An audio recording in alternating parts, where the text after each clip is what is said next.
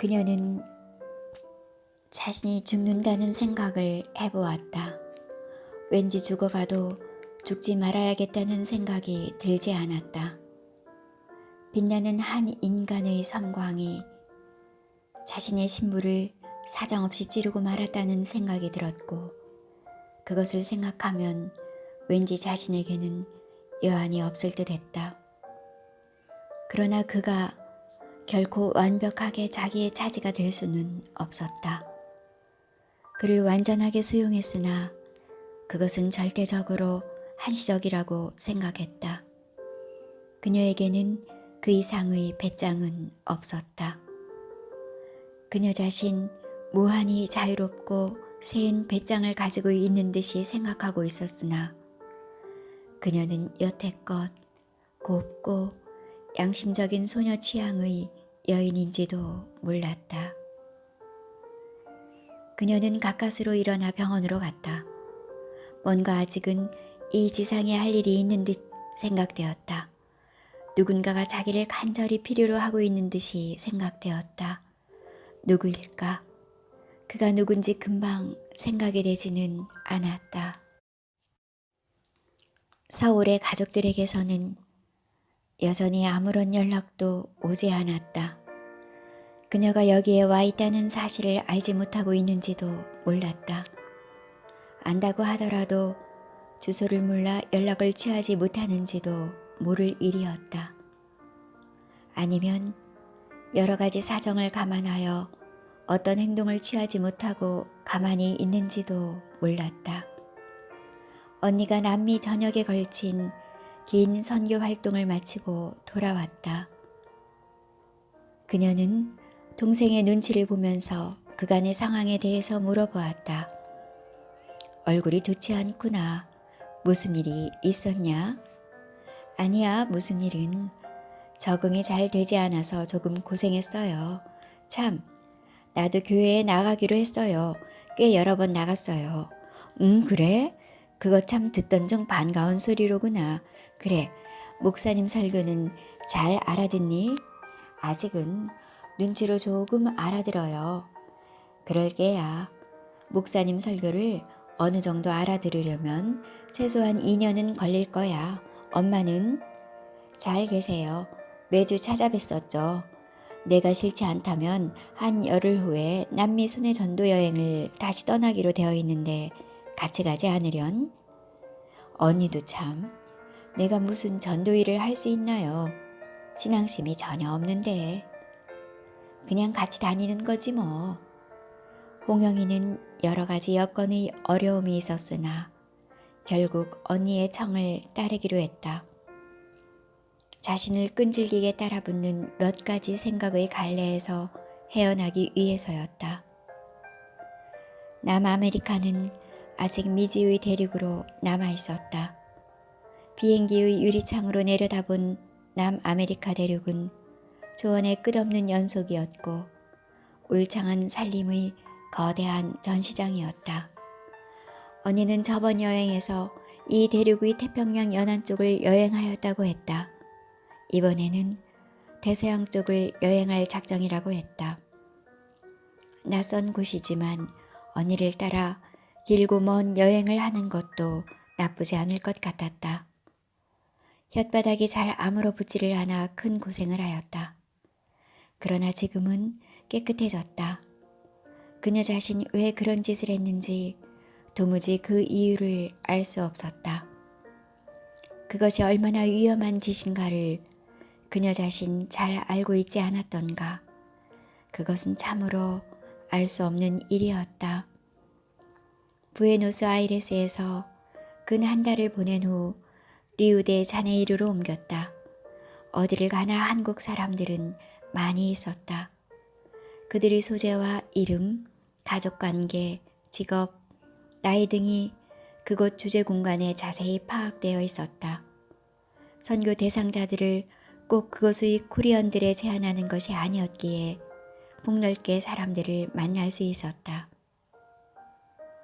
언니는 꽉 짜인 스케줄에 따라 교회를 방문하여 설교를 했고 사람들을 만났다. 언니는 홍영이의 예상 밖으로 널리 알려진 전도사였다. 그녀가 강론을 펴는 날에는 한 교회의 신자들만이 오는 것이 아니었다.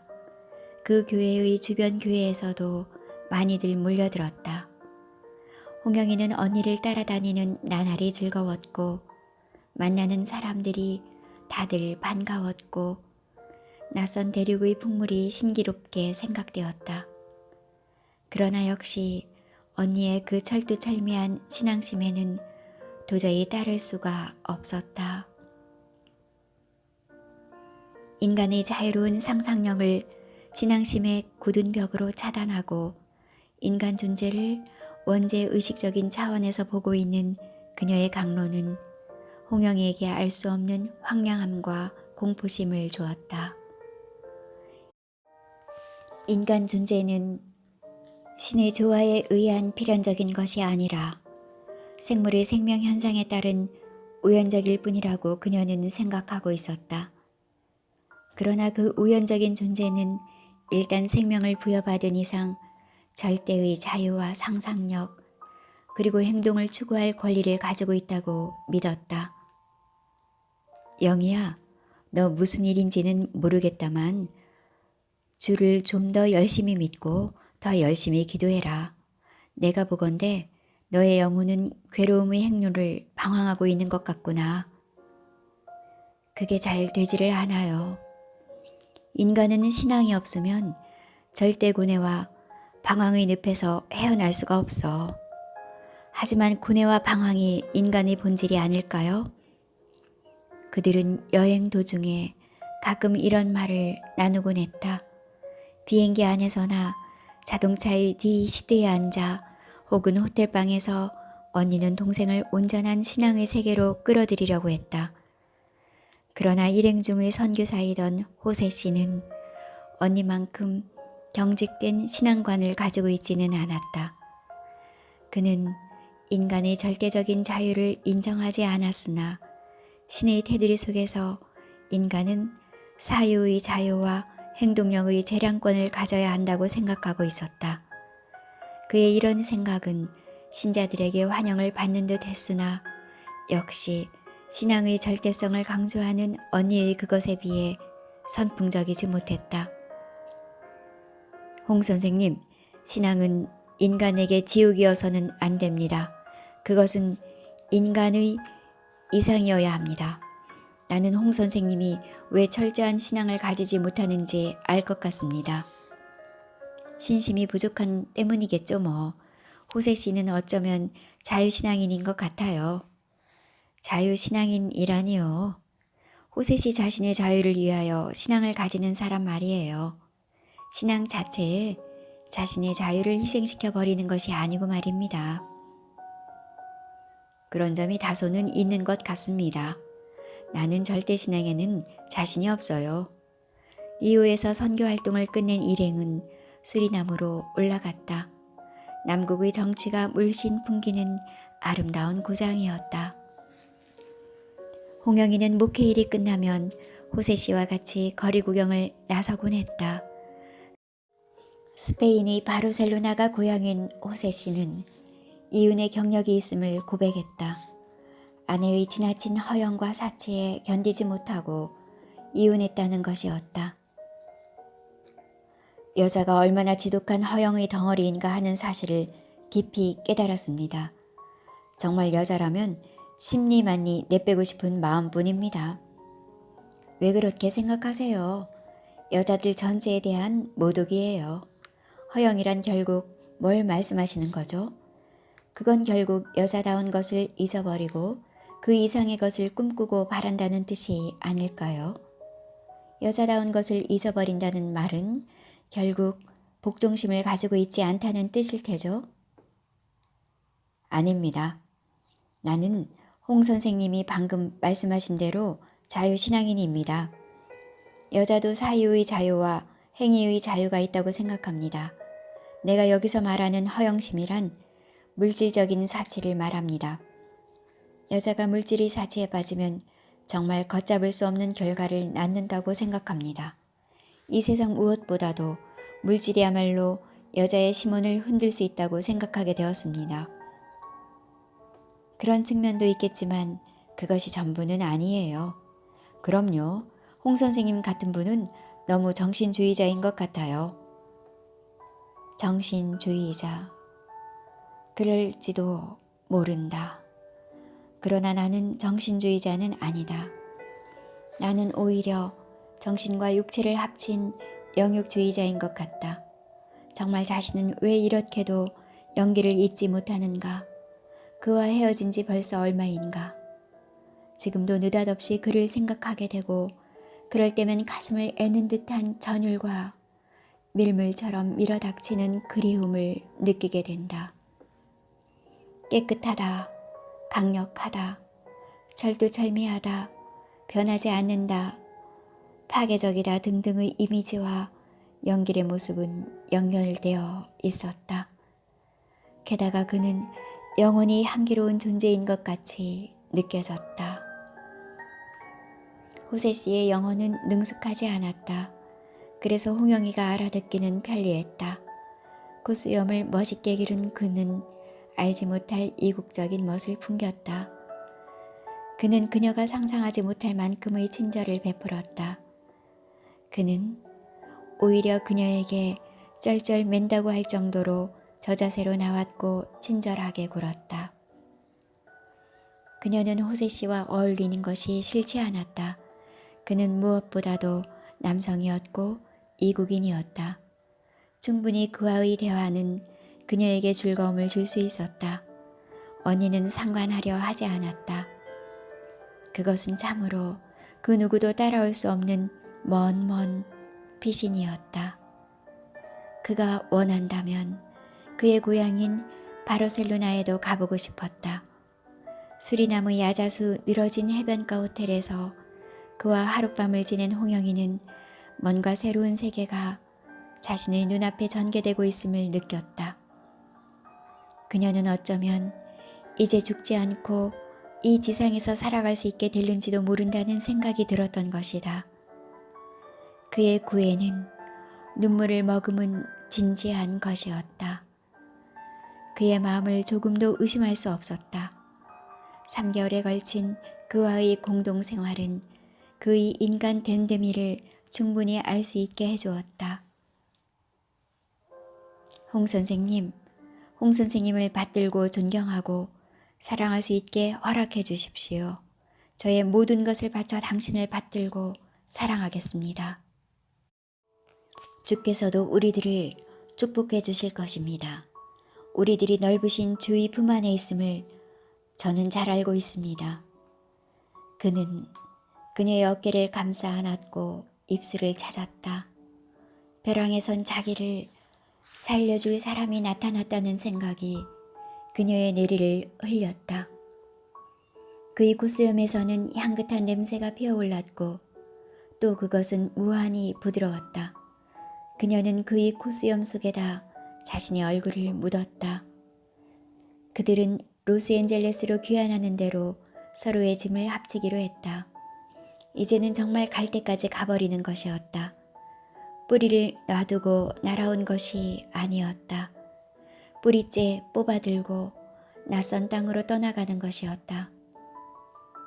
그러나 인간과 인간의 관계란 참으로 묘해서 당사자가 아니면 도무지 이해할 수 없는 구석이 있는 것이다.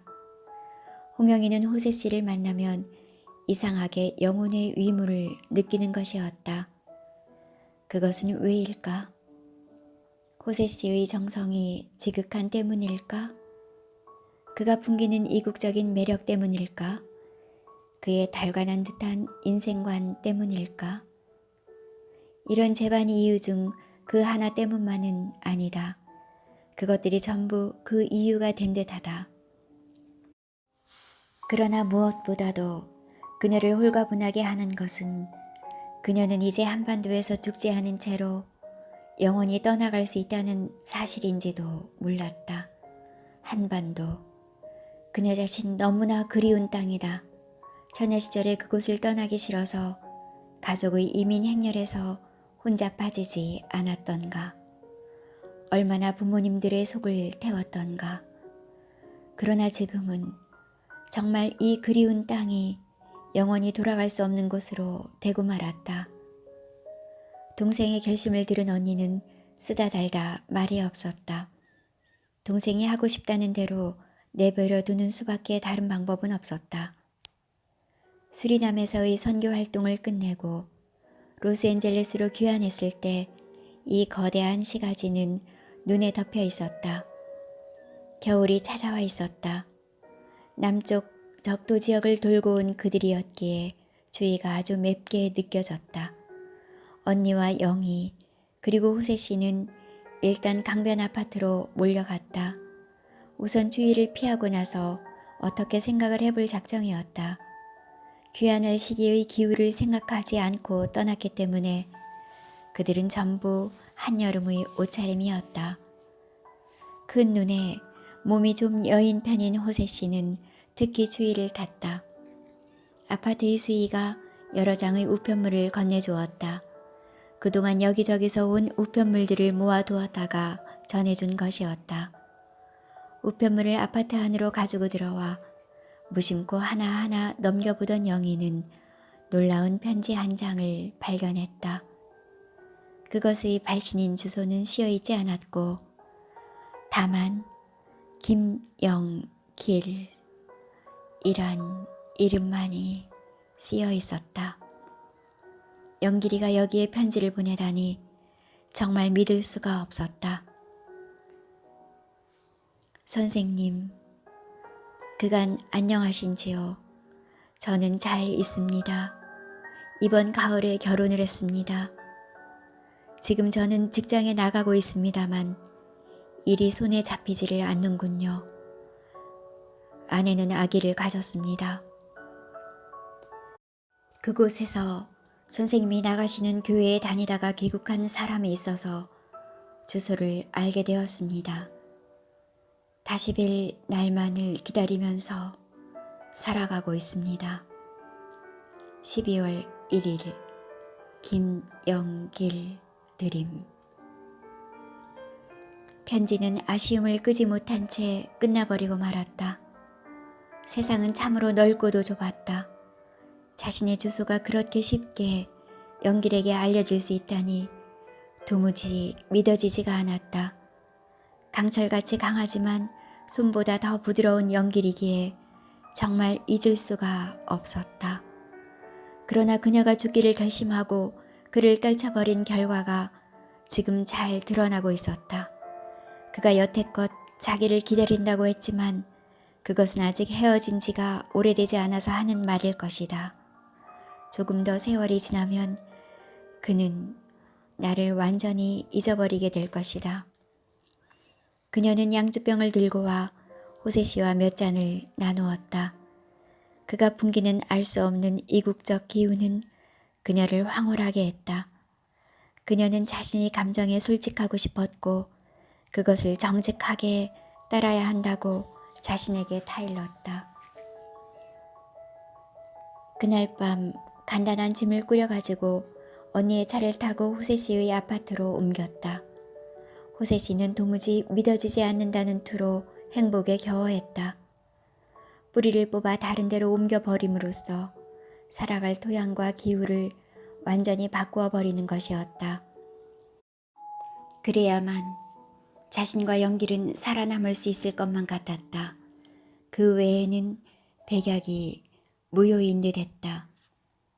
호세 씨의 집에서 며칠을 보낸 후 홍영이는 그를 졸라 거처를 뉴욕으로 옮겼다. 요즘 미국 전역을 통하여 어딜 가도 코리언들을 만날 수 있지만 특히 로스앤젤레스만큼 그들이 많이 사는 곳은 없었다. 뉴욕도 한국 사람들이 적지 않지만 로스앤젤레스에 비하면 아주 적은 편이었다. 그녀는 한국 사람들의 눈을 피하고 싶었던 것이다. 깊이 파인 뉴욕만 연안에 자리 잡은 노스 뉴욕공원 근처의 아파트에 새를 들었다. 호세 씨는 이곳에 흩어져 사는 스페인 사람들을 상대로 해서 적극적으로 선교 활동을 폈다. 홍영이는 그를 따라 나서기도 했고 또 아파트에 홀로 남아 지내기도 했다. 모든 것을 신에게 맡겨버린 사람의 체념과 믿음이 적당히 좋아하여 그를 안정으로 몰아갔다. 그를 대하고 있으면 천하가 무너져도 꿈쩍도 않을 안정감이 있었다. 자연 그녀는 한국 사람들과 멀어지고 이 거대한 도시의 스페인 사람들의 세계 속으로 빠져들었다. 열정적이고 예술적인 기질의 사람들이었다. 왠지 모르게 그들은 끈질긴 투지라든가 강렬한 사업욕을 느끼게 하지는 않았다. 그들은 곧대센 자존심을 내세우지도 않았다. 그들은 모이면 술을 마시고 노래 부르면서 담소를 즐겼다. 동족인들을 끔찍이 아끼고 또 정중하고도 진지하게 대하는 호세 씨는 그들 사이에 인기가 있었다. 그의 겨울이 가기 전에 로스앤젤레스의 언니한테서 전화가 왔다. 동생인가? 네, 저예요, 언니. 어머닌 잘 계시나요? 그래, 어머닌 잘 계신다. 다름이 아니라 히라 아빠가 오셨어. 가보간에 널 만나고 싶다는 게야. 일이 너무나 어렵게 되어 있어서 나로서는 무슨 얘기도 할 수가 없구나. 언니, 지금의 나로서는 그분을 만날 이유가 없어요. 지금 내가 처한 입장을 사실대로 잘 얘기해주고 내가 서울을 떠나올 때 요구한 대로 일을 처리해달라고 전해주세요. 전하고 싶은 다른 말은 더 없니? 언니는 아주 사무적으로 나왔다. 동생의 가정생활에 관여하지 않겠다는 의사의 표현이었다. 없어요. 모든 것을 법에 따라 처리해달라고 전해주세요. 그녀는 전화를 끊었다. 법대로 하면 두 딸의 양육권은 남편이 가지게 되는 것이다. 생모로서 두 딸의 양육권을 포기하는 셈이다. 가슴 아픈 일이 아닐 수 없었다. 미안합니다. 미안합니다. 그녀는 수도 없이 이 말을 되풀이했다. 뭐니 해도 그가 아무런 부정을 저지르지 않았는데 자기의 부정을 이유로 이혼을 요구하다니 적반하장이고 언어도단이었다. 그것뿐만이 아니었다. 미안하다. 미안하다. 그녀는 이 말을 끝없이 중얼거렸다. 두 딸 아이들에게 하는 말이었다.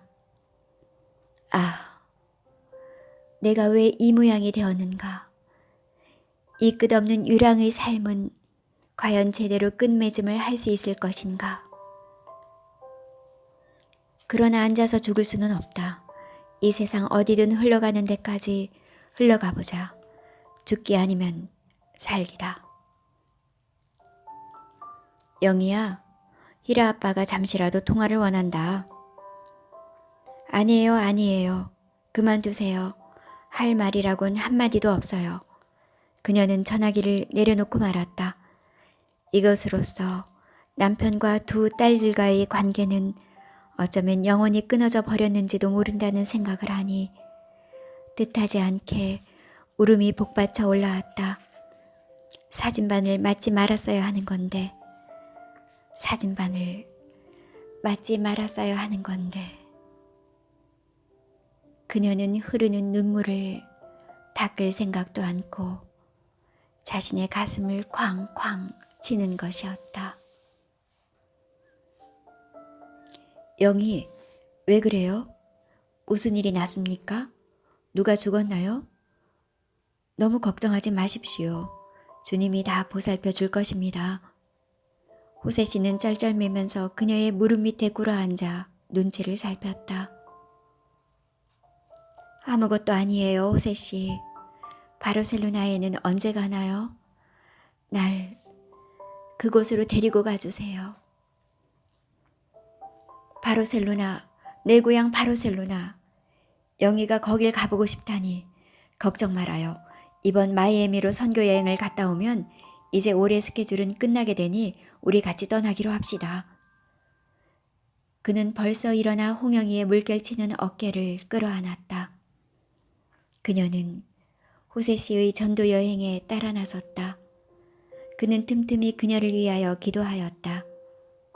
열심히 기도하는 그의 모습을 보고 있으면 왠지 영혼에 어떤 위무가 되었고 마음은 다소 안정되는 것이었다. 그러나 마이애미 여행을 마치고 돌아온 호세 씨는 신혈이 대단하였다. 바르셀로나고 뭐고 그는 병원에 입원하는 신세가 되고 말았다. 해변의 강렬한 햇살과 바람은 허약한 그의 체질에 보탬이 된 것이 아니라 오히려 큰 해를 끼친 모양이었다. 그는 열이 높아 가끔 혼수 상태에 빠지기도 했다. 그러나 강력한 해열제를 견딜 만한 체력을 그는 가지고 있지 못했다. 그의 허약한 육체 속에 깃들어 있는 생명의 바닥에는 왠지 구멍이 뚫려 있는 듯 했다. 그의 건강은 쉽게 회복되지 않았다.